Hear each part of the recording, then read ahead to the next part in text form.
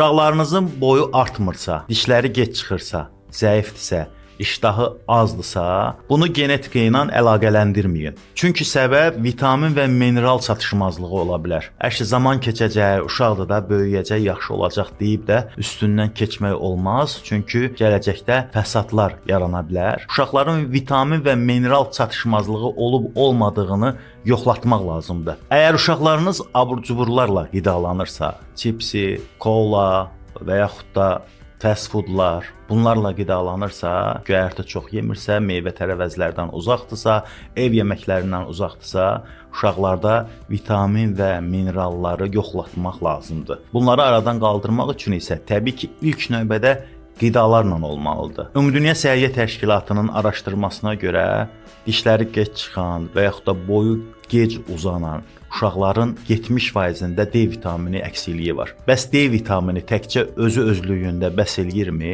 Təbii ki, yox. Bir sıra vitamin və minerallar da lazımdır ki, bunlar birlikdə işləsin. Məsələn, D vitamini, kalsium, maqnezium, sink.